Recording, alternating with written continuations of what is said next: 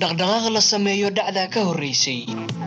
wariyayaal dhaqsanaya oo dhawaaq tifaftiran dhegta kuugu shubaya ka dhagayso hiiraan weyn dhinac uma janjeerno dhanna lama jirno wehelkaaga ka dhigo radio hiiraan weyn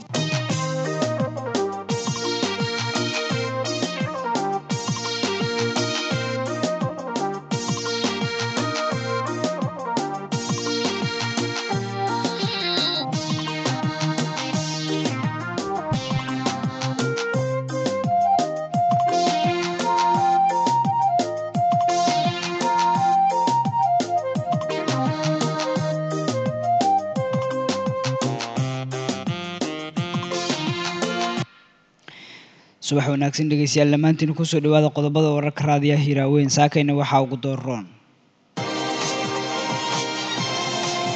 madaxweyne xasan sheekh maxamuud iyo culimada Soomaaliyeed oo kuna saacado badan qaatay habeenkii xalay oo ku dhaxmaray magaalada caasimadda ee Muqdisho gaar ahaan madaxtooyada qaranka taliska militariga Soomaaliya oo abaabul karna kooxda al-shabaab ka wada deegaanada iyo degmooyin ka tirsan gobolka Shabeellada Dhexe madaxweynaha maamulka Hirshabelle oo ciidamada ku sugan furimaha hore ee dagaalka ugu baaqeen laga kaco difaacyada looguna tago kooxda al-shabaab deegaanada ay joogaan nabadeyn laga dhex bilaabay beelo walaalo ah oo dirirtooda muddooyin fara badan ay soo jiitimaysay gobolka Mudug ee dowlad goboleedka Galmudug wararka Soomaalida ka baxsan saaka waxa ugu door xulan Israa'iil oo mar kale jartay guud ahaan korontadii Gaza lagana cabsi qabo biyaha inay ku daraan soo gudbinta warkan waxa idin suura galiyay shirkadda isgaarsiinta Somtel waa shirkadda ugu wanaagsan shirkadaha Soomaalida ku hadal iyo internetba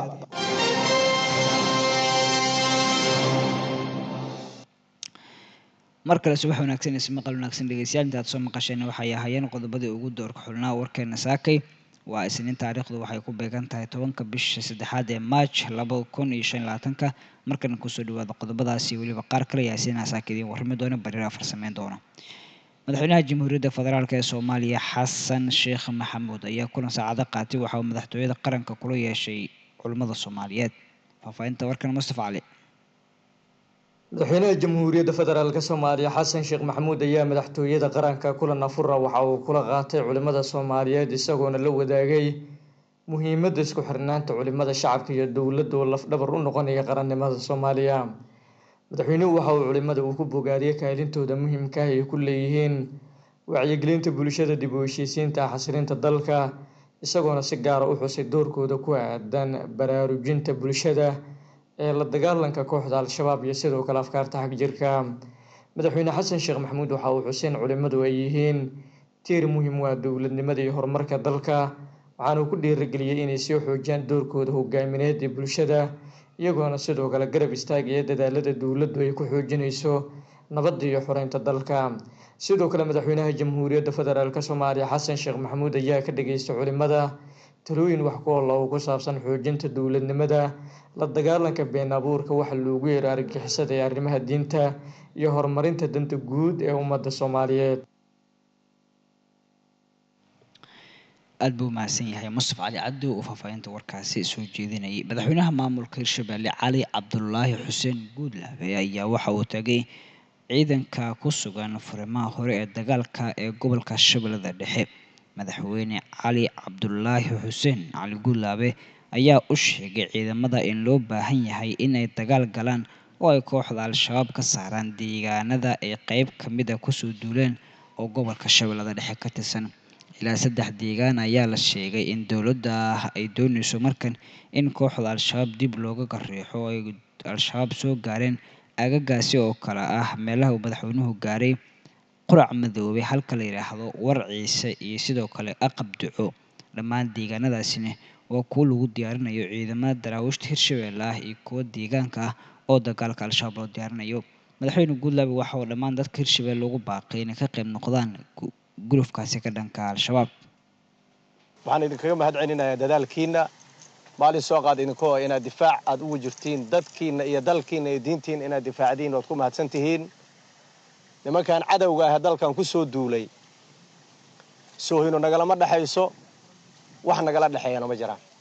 waa duulaan waxay duulaan u yihiin oy duulaan ku yihiin waa naftayna maalkayna iyo sharafkayna waa socdaan ilmadii dhinaca kufkufaaya waa hal qasnad gacanta ku sito markay dagaalka galaanna markay yaacaan xabada lagu rida kala cararaayo ee la soo tumayo ul dagaalka lagu soo gelihayo waxay u socdaanna maxay yihiin waa xoolahayna ninkii beer leh beertaa loo socdaa waad ogeedeen muddaday deegaanadan ku takirfala inay dhibaatada ka samaynayeen 2 loor ama 3 loor qoftay u soo baxdo loor ay ka qaadanayeen se kama ka gooda 2 loor ama 3 loor 10 neef oo iri qoftay wada talabay ka qaadayeen ama neef ay ka qaadayeen ma se ka goodo waa waxay rabaan ayagu ku sameynayaan takrifal iyo inay yihiin group gaangisa ee isu yimid inay dadkaan iyo dalkaan boobaan u yimiday waa maalin soo qaadido lagu jir hadda waxa la sheegay daraad wadaaday u yimideen xoolihiisa iyo galeen irigay 5 neef ka wateen waa maalin soo qaad ma soono dhibaatada la arkay xoolihii iska qalahayaan wadaadna kale toonna uu yimideenay baraagow biyo ku shubtay u yimideen nin la arkay bacaago wata caagow gashad cabidow galay wuxuu ur maalin soo qaad waaye hadaad biyo iga xoogayn iga leexdo xoolihii ama iga gata maalin soo qaad nin weyn qaangaara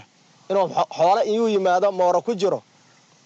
oo neefka uu raban waliba ku ugu maaragtay dhaqnay oo ugu cayilnaa iyo qaateen ay qasheen biyaha haday yimaadeen guriga ay galaan iska cabayaan badarka midkii bisilna waa cunaan midka kalena waa karsahayaan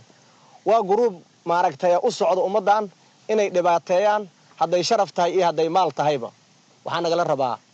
qof aan waqtigeed gelin dhiman mayso oo dad islaamaatiin dad maaragtay yaqiinsanaatiin qof aan saacadeeda gelin inay dhimanaynin maanta xaq u dararaatihiin naftiina iyo maalkiina loo yimiday waa maalin soo qaad ninkii rabo xoolaaga inuu cuno od adigu ka soo needay oo waajibka alla ku saaray aad uga soontay ninkii guriga iyo galo badarka bisel inuu cuno rabo kii ceeriman inuu karsada rabo neefka xoolaa u cayilana inuu qasho rabo kaas waa lagu jihaadaa ma ahan nin islaamnimo sheeganaya ma samay kariyo inuu maalin soo qaad yimaado guriga islaameed iyo galo waxooda cuno maanta waajib waayay waa laba waajib waa naftaada iyo maalkaaga oo lagu soo duulay waa hantidaada oo la boobayo waa niman soonayn oo diinta meel ka haysan oo xoolaaga inuu cuno rabo waa maadsantihiin nimanka meeshan ku jiran inta hadda meeshan fadhida ma dhamo 10 nin maalin ay meel u cararayaan waxay wadaan waa handad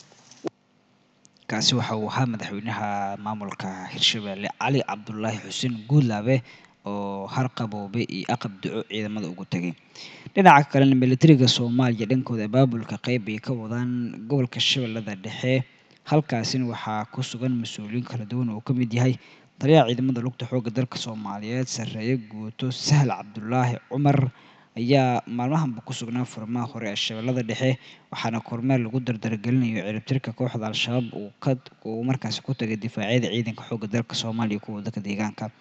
sareeyo guuto Sahal ayaa saraakiisha ciidanka xoogga dalka ee ku sugan fariisimaha uu booqday waxa uu ku bogaadiyay u diyaargarowga ay ugu jiraan sidii Al-Shabaab ay u xididisiibi lahaayeen loogana safeyn lahaa gobolka Shabeellada Dhexe kormeerka kadib taliyaha ciidanka dhulka xoogga dalka Soomaaliya General Sahal Cabdullaahi Cumar ayaa difaacyadooda kula afuray ciidanka xoogga dalka Soomaaliyeed ee saraakiisha hogaaminaysa si uu ugu dhiirigeliyo iyadoo bil Ramadaan ay tahay inay kooxda Al-Shabaab ka hor fadhiyaan gobolka Shabeellada Dhexe gobolka Mudug nabadan ayaa laga bilaabay oo laga dhex sameynayo beelo in muddaha dirirtoodu halkaas ay ka soconaysay faafahinta warkan waxaa soo jeedinaya Cabdimaajid Cabdiraxmaan Aadan mas-uuliyiinka kala tirsan maamulada Galmudug iyo Puntland ayaa ka qayb galay kulan looga hadlayay xoojinta dadaalo xal looga gaarayo colaadaha ka taagan galbeedka gobolka Mudug kulankan waxaa ka soo qayb galay odayaasha labada maamul ee Puntland iyo Galmudug sidoo kale duqa degmada Gaalkacyo iyo sidoo kale mas-uuliyiin kale oo ka tirsan dowladda federaalka Soomaaliya kuwaas oo xal looga raadinayo colaadda daba dheeraatay ee ku soo noqnoqotay galbeedka gobolka Mudug taas oo u dhaxaysa beelaha halkaasi wada degaa fadhisa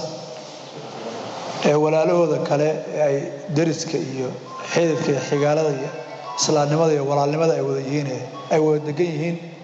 ee wada wadaagta yihiin kasoo maartay xaggooda ka yimid insaanka halkaan lagu wareejiyo eheladii ujeedka gogosha waa intaas sida adeer cali gure u duceeyey alla ka cabsina noo xasuusiyey waxaan leenahay jazaaka allahu khayr walaalaheen waxaan leenahay sacdi reer leelkise walaalayaalow dagaal waxba lagu gaaramayo dadku waa wada dhashay waa ehel hadda waa nin sacada meeshii leelkisiya sacad isku dilayaan haddii ilaahay inta nooga keenay uu noo nabad galay intuu nala joogo intaan ku soo wareejinaa ka hor nin sacada weeye waxaana rajo ka qabnaa inuu noqdo nin rag ah oo bixintiisii ka amaal guda oo sacad iyo leelkase masaalixdooda ka shaqeeya waxaan leeyahay haddii wax dhacaan ikhiyaarow waxaysan soo fursan baa u soo hoydaan layidhi waxaan rabnaa haddii wax dhacaan inaan fadal laga dabamarin in layska warsado wixii wax geystay in la soo qabto sababtoo ah nabadda intii lagu jiro wax badan baa dhaca samir badan baa la rabaa aan samirno wixii naga dhintay aan ka samirno ninka nool baa haddii ilaahay faa'iido badan wixii dhintayna ilaahay baa u qadaray waxa dambana waxaan leeyahay aan ku dadaalno ilaahay baa bixiya oo haddii ilin kale awoodda iska leh laakiin aan ku dadaalno in haddii ilaahay idinkeeda leeyahay nin dambe uusan nooga dhimanin ninkii sii shirkishaa waa dhimanaya laakiin ijtihaad baa la faray dadka waxaan leeyahay sida ninkaa loo badbaadiyey dhammaan haddii ilaahay idinka leeyahay haddii la badbaadiyo inaan haddii ilaahay idinka leeyahay u badbaadino tiro badan baa ka fadhiya labadaba qolaba waxay muujinaysaa nabadda iyo wanaagga dadku siduu rabo annagu hadda wax hadal ah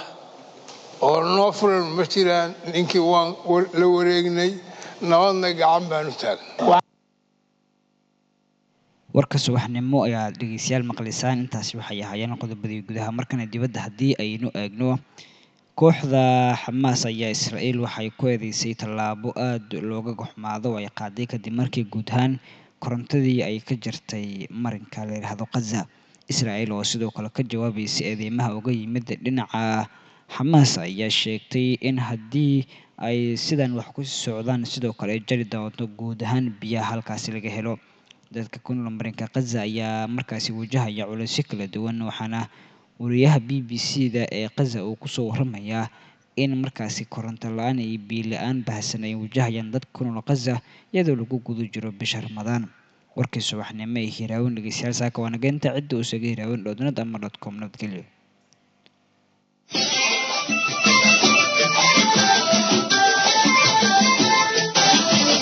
wararkii ugu dambeeyay ee ka dhaca gudaha dalka iyo dibadda ka dhageyso idaacadda Hiiraawan haddii ay ku dhaafaan waxa aad dib kaga daaraca kartaa iyagoo maqal iyo qoraal ah website-ka iyaga oo ah www.hiranwen.com ama hiranwen.net Radio Hiranwen waa idaacadda idaacadaha iyo isha wararka